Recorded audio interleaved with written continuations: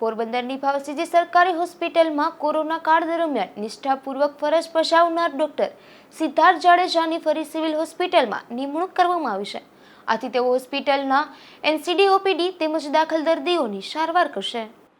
પોરબંદરની ભાવસીજી સરકારી હોસ્પિટલમાં છેલ્લા 7 વર્ષથી ડોક્ટર સિદ્ધાર્થ જાડેજા અને તેમના પત્ની ડોક્ટર પ્રીતિ જાડેજાએ નિષ્ઠાપૂર્વક ફરજ બજાવી હતી. આ બંને ડોક્ટર પતિ પત્નીએ કોરોના કાળ દરમિયાન પણ દિવસ રાત કોરોનાગ્રસ્ત દર્દીઓની સારવાર કરી હતી. ત્યારે આ ભાવસીજી સરકારી હોસ્પિટલમાં ફરી ડોક્ટર સિદ્ધાર્થ જાડેજા અને તેમની પત્ની ડોક્ટર પ્રીતિ જાડેજા મેડિકલ કોલેજ હેઠળ નિમણૂક થતા સેવા આપશે. ડોક્ટર સિદ્ધાર્થ જાડેજા સરકારી હોસ્પિટલમાં પ્રતિદિન એનસીડી ઓપીડી ઉપરાંત દાખલ દર્દીઓને સારવાર કરશે. હું ડૉક્ટર સિદ્ધાર્થ જાડેજા છેલ્લા 9 વર્ષથી ભાવસીજી હોસ્પિટલમાં ફરજ બજાવતો હતો. છેલ્લા 1 વર્ષથી ત્યાં નહોતો. હવે મારી સેવાઓ પાછી ભાવસીજી હોસ્પિટલમાં મેડિકલ કોલેજ મારફત ઉપલબ્ધ છે.